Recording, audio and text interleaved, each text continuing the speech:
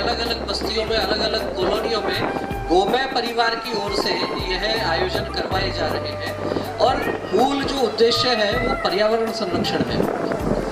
गोमय परिवार के निदेशक डॉक्टर सीताराम जी गुप्ता के मन में ये विचार आया 2.5 वर्ष 3 वर्ष पहले, जब कोरोना की विभीषिका चल रही थी। मोक्ष धामों पर लाइनें लगी हुई थी, टोकन दिए जा रहे थे, किसका कब नंबर आएगा अंतिम संस्कार के लिए। ऐसी विषम परिस्थितियों में उनके मन में ये विचार आया कि चाहे कोई राजा हो चाहे रंक, सबका अंतिम संस्कार एक सम्मान के साथ में उचित प्रकार से हो सके। आज आपको लकड़ियां मिल रही हैं, कल को नहीं मिलेंगी। और एक रिसर्च हुई, उस रिसर्च में ये बात ध्यान में आई कि देश भर में लगभग 1 करोड़ दाह संस्कार लकड़ियों से प्रतिवर्ष करवाए जाते हैं। एक अंतिम संस्कार में 2 पेड़ों की लकड़ी काम में आती है, तो वर्ष भर में लगभग 2 करोड़ पेड़ केवल इसी काम के लिए हम ले लेते हैं।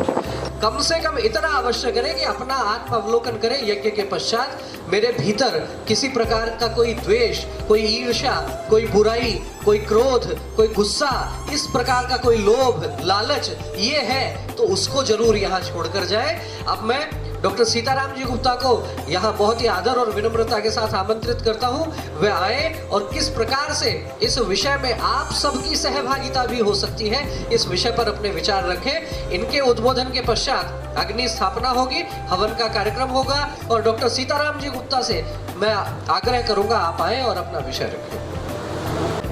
गुरुदेव, माँ गायत्री और वंदनीय माता जी के चरणों में मेरा कोटि कोटि वंदन। व्यासपीठ पर बैठे हुए सिद्धजन को मेरा प्रणाम। आप सभी पर्यावरण प्रेमी और गोभक्तों को पुनः मेरा वंदन। जैसा अभी हनुमान जी भाई साहब ने और विवेक जी ने बताया कि हम लोग यहाँ पर आए हैं और ये कारण हमारे मन में तय भी होना चाहिए। कई बार होता है किसी ने बुलाया और हम आ गए और लास्ट में जब पूछते हैं क्यों आए थे, बोले जी पता नहीं है, बुलाया था इसलिए आ गए। किसी भी चीज को जीवन में करने का कारण हमें पता होना चाहिए, चाहे वो जीवन हो चाहे जीवन में किए जाने वाले काम हो।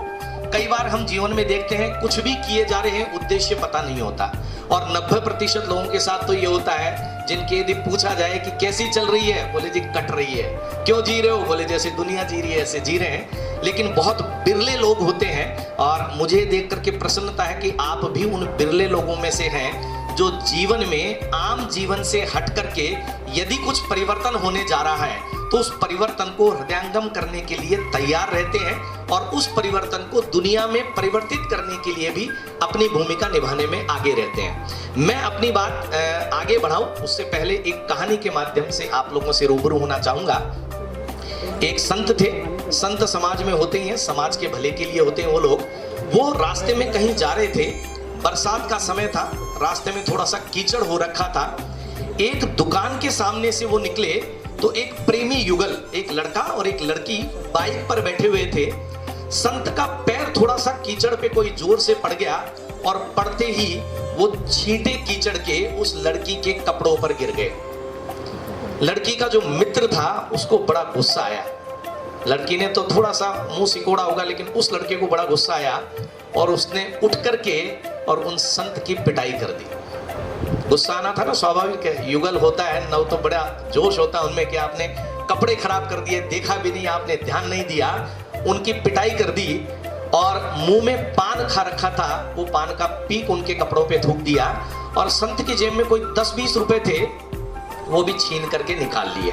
बट आप जानते हैं संत का स्वभाव बड़ा ही निर्मल होता है, वो अपने लिए तो कुछ सोचते ही नहीं है, दुनिया के हित के लिए सोचते हैं। उन्होंने एक लफ्ज भी नहीं कहा, हल्के हल्के से मुस्कुराते हुए आगे निकल गए।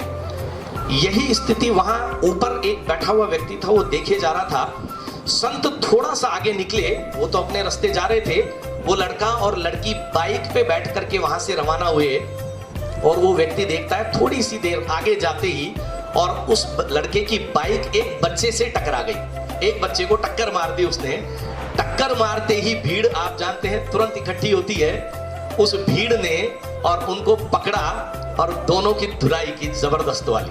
पहले तो पिटाई करी, पिटाई करने के बाद और उन्होंने कहा कि इस बच्चे को क्षति पहुंच गई है, तेरी जेब में जितने भी पैसे हैं निकाल। उनके शायद 2-5 हजार रुपए थे, वो पैसे छीन लिए और उनकी पिटाई के परिणाम स्वरूप उनके खून भी निकल आया। वो व्यक्ति जो ऊपर बैठा बैठा देख रहा था, उसने थोड़े से आगे जाकर के संत को रोका कि प्रभु आपने ये क्या चमत्कार किया, क्या आपने जादू किया, आपने वहां तो कुछ नहीं बोला लेकिन ये क्या हुआ। तो संत ने एक बहुत बड़ी मार्मिक बात कही कि उस लड़की के कपड़ों पर जब छींटे पड़े तो उसके यार को बर्दाश्त नहीं हुआ, तो जब मुझ पर आपत्ति हुई तो मेरे यार को कैसे बर्दाश्त हो सकता था। और उसने वही सब उस लड़के के साथ किया जो उसने मेरे साथ किया। उसने मेरे थप्पड़ मारा केवल एक, लोगों ने उसकी पिटाई कर दी। उसने मेरी जेब से 10 रुपए निकाले, ठाकुर ने उसकी जेब के पूरे पैसे निकलवा दिए। और उसने मुझ पर पान का पीक थूका, ठाकुर ने उसका खून निकलवा दिया। यानी ईश्वर के जो प्रेमी लोग होते हैं, जो उसको मानने वाले हैं, जो उसको जानने वाले हैं, जो उसको चाहने वाले हैं, यदि सच्चे मन से हम ईश्वरानुरागी हैं, हम ईश्वर को मानने वाले लोग हैं, तो निश्चित मानिए जीवन के कदम कदम पर ईश्वर आपके साथ होता है, बशर्ते आप विश्वास कितने लेवल का कर सकते हैं। और यही स्थिति कमोबेश पिछले दिनों कोरोना काल में हुई, जब इतनी सी कंकरी ऊपर वाले ने फेंकी छोटी सी, कोरोना के रूप में पूरी दुनिया ने अपने चेहरे पर कपड़े लगा लिए, ढकना पड़ गया हमें अपना चेहरा। और वो ढकना किसी और से नहीं पड़ा, इस प्रकृति से ढकना पड़ गया, क्योंकि ईश्वर और प्रकृति ने तो सब कुछ बढ़िया दिया है। जैसा अभी बताया था ना, भूमि, जल, वायु, गगन, अग्नि, आकाश, ये पांचों तत्व प्रकृति ने बहुत अच्छे दिए।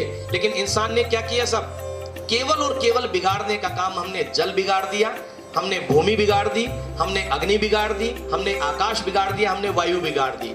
और इन सबको ठीक करने का काम जो प्रकृति में करती है, केवल और केवल गौ माता। 4G आपने सुना होगा ना, 4G टेक्नोलॉजी कहां होती है, किसमें होती है? आप रोज काम में लेते हैं ना मोबाइल, 4G टेक्नोलॉजी। लेकिन आपको शायद जानकारी हो, ये 4G की टेक्नोलॉजी तो सनातन से हमारे यहाँ चली आ रही है। गौ, गंगा, गीता और गायत्री, ये 4 और 5वां G अब और जुड़ गया, क्योंकि 5G टेक्नोलॉजी आ रही है। उससे पहले हमने 5G कर दिया, 5वें G में हमने दिया गौमय परिवार, जिसने एक बीड़ा उठाया कोरोना काल में। कि कोरोना में आपने देखा होगा एक चीज की सबने बहुत ज्यादा कमी महसूस की। आदमी किस चीज के लिए भागा भागा फिरा साहब कोरोना में? ऑक्सीजन के लिए। और ऑक्सीजन कहां से मिलती है? और हमने क्या किया साहब, पेड़ों को अंधाधुंध हर जगह कट रहा है। चलिए फर्नीचर भी बनता है, काम भी आता है, लेकिन एक ऐसा काम था जिसके लिए अनावश्यक अंधाधुंध पेड़ों की कटाई हो रही थी। और कोरोना काल में ईश्वरीय कृपा से मुझे वो सौभाग्य मिला कि उस पर पूरा विचार किया, एक पुस्तक लिखी और उस पुस्तक को विश्व की प्रथम पुस्तक बनने का दर्जा हासिल हुआ। और वहीं से प्रकल्प आया कि गौमाता के गव्य जो है वो अपने आप में अनूठे अमृत हैं। चाहे वो गोबर हो, चाहे वो गोमूत्र हो, चाहे दूध हो, चाहे दही हो, चाहे घी हो, एक एक गव्य में अनूठी विधाएं छिपी हुई है। और हमने पहला गव्य पकड़ा गौमाता का गोबर, क्योंकि आपने शास्त्रों में कभी पढ़ा होगा, गोमय वस्ते लक्ष्मी, गाय के गोबर में लक्ष्मी। पर आपको एक छोटा सा उदाहरण बता देता हूं, भोपाल गैस कांड का यदि आपने नाम सुना हो, उस गोबर का महत्व बताने जा रहा हूं, आपको ध्यान देके सुनिएगा। पूरे भोपाल में केवल एक परिवार था, कुशवाहा परिवार, जिस पर उस गैस का कोई प्रभाव नहीं हुआ। और जापान से साइंटिस्ट आए, उन्होंने रिसर्च की और 2 कंक्लूजन निकाले। एक तो पूरा घर देशी गाय के गोबर से लिपता था, और दूसरी चीज वहां पर नित्य प्रति गायत्री हवन और यज्ञ होता था। जिस घर में एक बड़ा यज्ञ हो जाता है, इसको साइंटिस्ट भी प्रूव कर चुके हैं, जिस भी घर में एक बड़ा यज्ञ हो जाए 30 दिन तक किसी भी तरह का बैक्टीरिया घर में डेवलप ही नहीं होता है। ऐसी संभावनाओं को तलाशते हुए हमने, और गोबर से 2015 में हमने वहां प्रकल्प प्रारंभ किया गोबर से लकड़ी बनाने का, और उसको अंतिम संस्कार में काम में लिवाना प्रारंभ किया। लेकिन जब कोरोना आया तो मैंने उनसे पूछा, भैया वो लकड़ी बनाई है वो कितनी बिक्री है, कितना पैसा आ रहा है गौशाला में? बोले साहब कुछ नहीं, लकड़ी तो बन रही है, लेकिन महीने में 12 से 15 दाह संस्कार हम करवा लेते हैं। तो मैंने कहा जी जयपुर में कितने होते हैं? बोले महीने के 4500 अंतिम संस्कार होते हैं। मैंने ये सारी रिसर्च करी कोरोना काल में, 152 मोक्ष धाम है, 140 से 150 अंतिम संस्कार प्रतिदिन होते हैं जयपुर में। आप कल्पना कीजिए 4500 अंतिम संस्कार में 9000 पेड़ काट करके जला दिए जाते हैं। और आपको शायद जानकारी नहीं हो, अब यहाँ तो पेड़ काटने पे प्रतिबंध लग चुका है। हमारे यहाँ मोक्ष धामों में काम आने वाली लकड़ी यहाँ से 7 जिले पार बांसवाड़ा और डूंगरपुर से आती है लकड़ियां कट करके, लेकिन वहां भी एक समय अंत आएगा, उसके बाद मिलेगी नहीं। और दूसरी लहर में आपने अनुभव देखा होगा, 2000 शवों को गंगा में बहा दिया था क्योंकि लकड़ियां नहीं मिली थी। और चांदपोल और आदर्श नगर सबसे बड़े मोक्षधाम है, कतारें लग गई थी, 90 शवों की कतारें हमने देखी अपनी आंखों से। टोकन दिए गए, भैया आपका नंबर जब आएगा तब आपके यहाँ पे आपकी बॉडी का अंतिम संस्कार। मन में थोड़ी सी पीड़ा उठी, आज तो जैसे तैसे व्यवस्था कर दी, कल को पेड़ नहीं होंगे तो क्या हम अपना अंतिम संस्कार, जिसे 16 संस्कारों में से और सबसे पवित्र संस्कार माना गया, जिसमें कहा जाता है कि लकड़ी भी यदि आपने दी तो आपको पुण्य मिलता है, कंधा भी आपने दिया तो पुण्य मिलता है। क्योंकि मेरा व्यक्तिगत मानना है, व्यक्ति जब मरता है तो वो शव नहीं होता, शिव हो जाता है, और शिव सबके लिए पूजनीय होते हैं। तो अंतिम संस्कार भी सबका विधि विधान से हो। और वहीं से उस प्रेरणा से उस गोबर की लकड़ी में एक समस्या आपने भारत में और सुनी, पराली शब्द सुना होगा आपने। पंजाब और हरियाणा में बहुत जलाई जाती है और उसका प्रदूषण दिल्ली नहीं जयपुर तक भी आता है। किसानों से हमने वो पराली खरीदनी शुरू करी। अब वो किसान पराली भी क्यों जलाता है, मजबूरी है उसकी जलाना, क्योंकि उसको कोई जानवर खाता नहीं है, और जमीन में यदि उसको दबा दिया जाए तो जमीन को बंजर करती है, इसलिए किसान को जलाना मजबूरी है। हमने किसान से वो पराली खरीदी, गोबर गौशालाओं से ढेर लगे हुए हैं, गौशालाओं में गोबर खरीदा, उसमें कुछ हवन सामग्री मिलाई और उस लकड़ी को बना करके और उसके टेस्ट करवा करके भारत सरकार में अप्लाई किया। भारत सरकार के स्टार्टअप इंडिया में गोमय परिवार का चयन हुआ। MNIT टेक्निकल पार्टनर के रूप में हम लोगों के साथ आया। MNIT आप सब जानते होंगे, Malviya national institute of information technology है, वो हमारे टेक्निकल पार्टनर है। वहां के साइंटिस्ट ने इस लकड़ी की पूरी जांच की, इसकी कैलोरीफिक वैल्यू क्या है, ऐश कंटेंट क्या है, पॉल्यूशन कितना कम होता है, और ये पूरा प्रूव होने के बाद में, और मुझे आपको बताते हुए प्रसन्नता है, नगर निगम में हमने फाइल लगाई। क्योंकि अभी समस्या क्या थी, हमारी इस चीज के बारे में लोग जानते ही नहीं थे। जो लोग थोड़े बहुत जानते थे उनके यहाँ कभी ऐसी कमी हो जाती तो वो फोन कर देते थे, हम लकड़ी पहुंचा देते थे।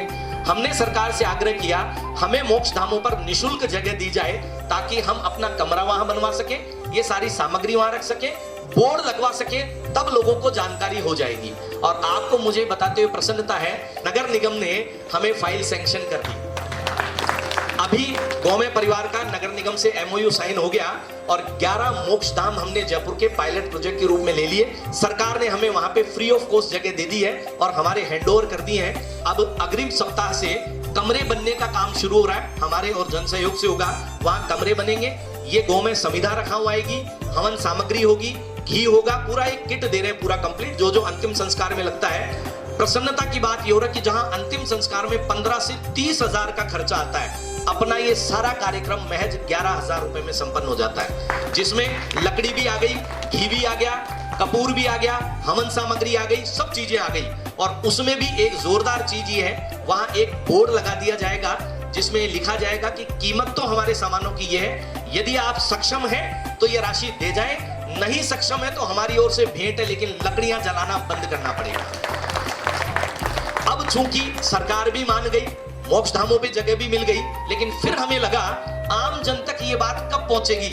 आवश्यक तो नहीं है कि जब कोई घर में गमी हो और वहां जाए तभी ये चर्चा हो, तो क्यों नहीं हम इस यज्ञ की विधा को और पर्यावरण को सुधारने की बात को जन जन तक पहुंचाएं। और ईश्वरीय आदेश से, गुरुदेव के आदेश से 27 मार्च 2022 से 51 पंचकुंडीय यज्ञों की श्रृंखला हमने प्रारंभ की। जरूरी नहीं है कि आप 20 ही लोग हो सकता है कभी हमें 200 लोग भी आते हैं, कभी 50 लोग भी आते हैं, कभी 100 भी आते हैं, पर मेरा ये मानना है हमने बीड़ा उठाया 1% लोगों का माइंड चेंज करने का, उनमें चेतना जागृत करने का। 150 करोड़ की आबादी है और लक्ष्य लिया हमने, एक संकल्प पत्र अभियान प्रारंभ किया। जैसे आई डोनेशन के कैंपेन चला कभी सुना आपने, नेत्रदान का संकल्प चला था, कौन थी ब्रांड एम्बेसडर? देखो आपने टीवी पे सुना होगा कई बार, एक सुंदर सी स्त्री आती है और बोलती, नाम नहीं बताऊंगा आप ही बताएंगे, यदि आप जाने के मरने के बाद भी इस दुनिया को अपनी आंखों से देखना चाहते हैं तो आज ही अपनी आंखें दान कीजिए। कौन कहती थी ये बात? देखो याद है ना। उसके बाद में ऑर्गन डोनेशन का कैंप चला और राजस्थान पूरे भारत में पहला प्रदेश बना जहां पर ऑर्गन डोनेशन को एक डिपार्टमेंट ने कंपलसरी किया।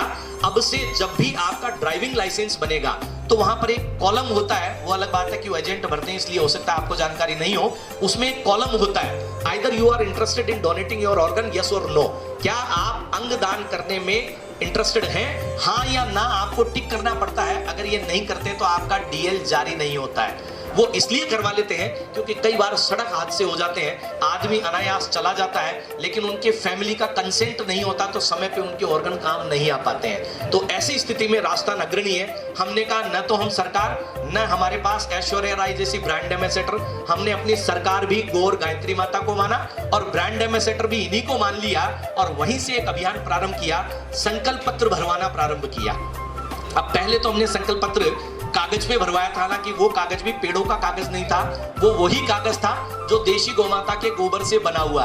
जिस पुस्तक के बारे में मैंने आपको बताया उसे विश्व की प्रथम पुस्तक बनने का दर्जा क्यों हासिल हुआ, यह आपके मन में हो सकता है जिज्ञासा हो, क्योंकि वो पुस्तक देशी गौमाता के गोबर से बने हुए कागज पे दुनिया में पहली बार प्रकाशित हुई। और आपको ये जान के भी प्रसन्नता होगी, अभी 3 महीने पहले अमेजन बेस्ट सेलर के अवार्ड से उसको नवाजा गया। तो इन सब स्थितियों के साथ वो संकल्प पत्र भी हमने भरवाने शुरू किए, पर समस्या थी वो संकल्प पत्र आप तक जाए फिर भर के हमारे पास आए, उसमें बहुत विलंब हो रहा था और तकलीफ हो रही थी। हमने उसे ऑनलाइन कर दिया क्योंकि आजकल सबके हाथ में मोबाइल है, बच्चों तक के पास मोबाइल है। हमने उसका ऐप बनवाया और एक यूट्यूब चैनल भी हमने इसका बनवा दिया गौमय परिवार के नाम से। कभी भी आपको कोई भी यज्ञ मिस हो जाए और आप उसका लुत्फ उठाना चाहें तो YouTube पर जाएं, गौमय परिवार के नाम से आप सर्च करेंगे, जितने भी यज्ञ अब तक हो चुके और आगे होंगे वो समस्त उस पे YouTube पे आपको मिलेंगे। आप भरपूर उसका आनंद उठा सकते हैं, मेरी बातें आप सुन सकते हैं, मित्रों ने जो कोई बातें सुन सकते हैं और यज्ञ में आप उसमें शामिल हो सकते हैं। प्रत्यक्ष आ जाए तो बहुत बढ़िया, वरना परोक्ष रूप से YouTube के माध्यम से आप हमारी पूरी जानकारी ले सकते हैं। वेबसाइट बनी हुई है। अब इन सब के साथ हमने संकल्प पत्र अभियान प्रारंभ किया कि यदि गौमय परिवार के साथ आपको जुड़ना है तो संकल्प पत्र आपको भरना है, और ये मैं आपको बता दूं निःशुल्क है, कोई भी पैसा आपको नहीं देना, उसके लिए फ्री ऑफ कॉस्ट है। हम भरवाते इसलिए क्योंकि हमें भी डेटाबेस और जानकारी चाहिए, कितने लोगों की व्यवस्था हमें आगे करके रखनी है, इसलिए वो संकल्प पत्र भराया जाता है। और एक ट्विस्ट और डाल दिया उसमें, अब चूंकि मैं या मेरी टीम ही केवल घूमेंगे तो 1.5 करोड़ संकल्प पत्र भरने में तो 85 साल लग जाएंगे। तो हमने एक छोटा सा विधा डाल दी। जयपुर से हमने ये अभियान प्रारंभ किया। जयपुर की आबादी 50 लाख से ऊपर है। अब 1% कितना हो जाएगा साहब? 50,000। वो 50,000 भी मैं या 4-5 जने मेरी टीम के भगे तो साल 2 साल लग सकते हैं। हमने एक छोटा सा उसमें उदाहरण लिया, 51 जगह पे ये यज्ञ कर रहे हैं और एक जगह पे हमने तय किया कम से कम 8 से 10 लोग हमें मिल जाए ऐसे एक्टिव जो इस संकल्प पत्र को भरवाने में सहयोग करें। उनको करना कुछ नहीं है, पहले खुद संकल्प पत्र भरना है और आप 10 भरवा दें, 20 भरवा दें, 50 भरवा दें, जितनी श्रद्धा हो। यदि 100 से ऊपर आपने संकल्प पत्र भरवा दिए तो गौ माता का एक छोटा सा कॉन्टेस्ट हमने रखा, 2.5 लाख रुपए तक के गौमय गव्य जीतने का आपको अवसर मिलेगा, वो भी निःशुल्क, बिना कोई पैसे। आपको 1 रुपया भी खर्च नहीं करना। बट यदि गौमाता की सेवा आपने की तो अब तक तो गौमाता को आप देने गए होंगे, अब की बार गौमाता और गायत्री माता आपको देने के लिए आपके दरवाजे पर आई है। उसमें केवल इतना सा करना है, क्योंकि 51 यज्ञ होंगे, 10-10 लोग मिले तो 51 गुणा 10 कितने हो गए साहब? 510। और 510 को यदि 100 से गुणा कर दिया तो 51,000 संकल्प पत्र भराव आ जाएंगे बहुत आसानी से। और चूंकि लोग मेहनत करें तो उनको कुछ मिलना चाहिए। 2.5 लाख रुपए तक के गौमय गव्य पुरस्कार स्वरूप देने का ऐलान गौमय परिवार ने किया। उसमें प्रथम पुरस्कार जो होगा, ड्रॉ निकाला जाएगा, बाकायदा से नहीं चुपचाप निकाल दिया, वो पूरा प्रोग्राम होगा, ड्रॉ निकाला जाएगा। पहला पुरस्कार है 51,000 रुपए के गौमय प्रोडक्ट, जिसने भी 100 से ज्यादा संकल्प पत्र भराए। द्वितीय होगा 21,000 रुपए के गौमय प्रोडक्ट। तीसरा होगा 11,000 रुपए के गौमय प्रोडक्ट। चौथा होगा 5100 के 10 गौमय प्रोडक्ट। पांचवा 1,000 रुपए के 100 लोगों को, यानी हर तीसरे या चौथे व्यक्ति के। और जिनके नहीं आए उनको तनाव लेने की जरूरत नहीं है, क्योंकि आने वाले दिनों में उनको बहुत सारे बेनिफिट ऐसे मिलने वाले हैं जो स्वास्थ्य से रिलेटेड हो सकते हैं, परिवार से रिलेटेड हो सकते हैं, समाज से रिलेटेड हो सकते हैं। क्योंकि कहा है किसी ने, पहला सुख निरोगी काया। गौमाता के गव्यों में वो ताकत है। यदि आप उस संकल्प पत्र में 2 संकल्प हम लिवाते हैं, एक तो आज से नित्य प्रति अपने घर में किसी एक गोगव्य का अनुपालन प्रारंभ कर दें आप। वो धूप बत्ती हो सकती है, वो गोमूत्र हो सकता है। अब आप कहें गोमूत्र लाके हम क्या करें, हम तो लेते ही नहीं है। तो मैं आपको बता दूं, गोबर और गोमूत्र से 250 तरह के प्रोडक्ट बनते हैं। नहाने का सुगंधित साबुन भी बनता है। गोबर का मतलब ये मत समझना कि नहा लिए तो दिन भर गोबर की बदबू आएगी, इतनी खुशबू आएगी, लोग आपके पास आकर के खींचे चले आएंगे। अब आप कहेंगे कहाँ मिलेंगे, तो ना तो मैं कोई प्रोडक्ट बनाता, ना मैं बेचने आया हूँ। मैं सिर्फ चेतना जागृत करने का काम गौमय परिवार के माध्यम से कर रहा हूँ, ताकि ऐसे लोग जो गोगव्य बना रहे हैं उनके यहाँ से उन गोगव्यों को आप तक पहुंचाया जा सके। साबुन बनता है, फिनाइल बनता है, शैम्पू बनता है, खेती के बहुत सारे प्रोडक्ट बनते हैं। 250 तरह के प्रोडक्ट तैयार कर रहे हैं, अच्छे अच्छे लोग तैयार कर रहे हैं। कोई सा भी एक गोगव्य यदि आपने अपने घर में अपना लिया, मेरा ये दावा है किसी गौशाला को दान की आवश्यकता ही नहीं पड़ेगी। क्योंकि मैं ये मानता हूं, एक तरफ हम अपनी मां कह रहे हैं और एक तरफ किसी के दान पे जिंदा रख रहे हैं, ये हमारी दोहरी नीति हमको बंद करनी पड़ेगी। मैं ये व्यक्तिगत मानता हूं, दान देना अच्छी बात है, लेकिन दान दे के दयनीय नहीं बनाए। गोमाता के गव्यों को मान दे के उन्हें वही सम्मान दीजिए जो एक माँ का सम्मान होता है। और जिस दिन गोमाता दिल से प्रसन्न हुई, केवल भारत नहीं पूरे विश्व का कल्याण हो जाएगा। क्योंकि गाय का गौ का मतलब केवल गाय नहीं है। अंग्रेजी में भी बच्चे इसको क्या बोलते हैं, क्या बोलते हैं साहब, क्या स्पेलिंग है? COW, centre of welfare. गाय का असली उद्देश्य ये है, सेंटर ऑफ वेलफेयर, यानी समाज कल्याण का केंद्र है ये। पहले हर घर में गाय होती थी और जितना गोवंश होता था उसके हिसाब से समृद्धिदायक माना जाता था। आज पीड़ा देखिए, गाय केवल गौशालाओं में या रोड पे हो गई। कहते थे ना पहले, गाय घर के आंगन में गाय और कुत्ता बाहर, और अब पोजीशन क्या हो गई, होता था नहीं है। तेरे गौमय परिवार ने जो प्रयास किया है वो केवल इतना है कि जीते जी भी हम सौभाग्यशाली बने और जाते जाते भी हम दुनिया को वो देके जाएं जो आज तक किसी ने नहीं दिया होगा। आप एक छोटा सा संकल्प यदि भर लेते हैं तो 2 पेड़ कटने से बच जाएंगे हमारे खातिर। देखिए, मैं मृत्यु की बात करूं तो घबराइए नहीं, क्योंकि अंतिम शाश्वत सत्य है। जो आया है उसको जाना है। राम नाम सत्य है, लेकिन विडंबना यह है कि शादी में जाके नहीं बोल पाते हैं। लेकिन राम का नाम तो सत्य है, कोई बड़ी बात नहीं है। हमारा प्रयास इतना है कि उस सत्यता को स्वीकार करें, उस गहराई को समझने का प्रयास करें, और जो जीवन में हम अपनाएं उन गोगव्यों को अपना करके अपने जीवन को स्वस्थ बना लें। चाहे वो छोटी सी धूप बत्ती हो सकती है, चाहे वो देशी गोमाता का दूध हो सकता है। कई बार हमें ऐसा लगता है, साहब इच्छा तो बहुत है, मिलता कहाँ है? भैया, ढूंढने से तो भगवान भी मिल जाते हैं, ये तो गोगव्य है। और मैं धन्यवाद देता हूं गौशाला संचालकों का, जो लोग इन पीड़ा के समय भी जैसे तैसे विकट व्यवस्थाएं करके भी उन गौशालाओं का बहुत अच्छे से संचालन कर रहे हैं। यदि हमें जीवन में स्वस्थ बनना है तो 2 संकल्प अवश्य लें। एक तो आज से नित्य प्रति, ये यहाँ से उठ करके जाएं तो संकल्प लेके जाइएगा, ढूंढिएगा, जहां भी मिले वहां से लाइए, छोटी से छोटी चीज लाइए। कुछ नहीं मिले तो फिनाइल ले आइए, गोमूत्र से फिनाइल बनने लग गया है। आप जो घर में पोंछा लगा रहे हैं वो केमिकल है, और छोटा बच्चा यदि घर में है तो वो रेंग करके चलता है, वो केमिकल हाथ में आ गया, अगर उसके मुंह में जाएगा तो अपने बच्चे को जहर दे रहे होंगे आप। हम अपने बच्चों को जहर तो नहीं देना चाहेंगे। तो यदि उन्हें बचाना है, उनके जीवन को बचाना है, तो गोगव्यों को अपने जीवन में लाएं। और दूसरी चीज, जहां भी लकड़ी जलती दिखे वो आप प्रयास करें, या तो गोकाष्ठ जो आपके यहाँ भी रखी हुई है, अभी तक यज्ञ होते थे लकड़ियां ही काम आती थी, हमने वो विधा भी बदल दी। अब से हमारे किसी भी यज्ञ में कभी भी आपको लकड़ी नजर नहीं आएगी।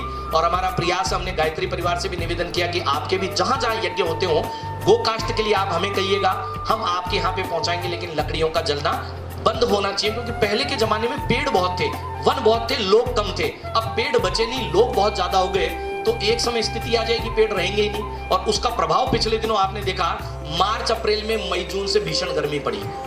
2011 की मैं अपनी खुद की बताता हूं, जब मैं लेह लद्दाख गया वहां पे, तो जून के एंड में भी बर्फ थी पहाड़ों पे, और अभी मैंने पेपर में पढ़ा अप्रैल में ही पहाड़ों से बर्फ गायब हो गई है। तो ये जो ग्लोबल वार्मिंग बढ़ रही है, ये कहीं ना कहीं हमारे बच्चों के भविष्य के लिए घातक है।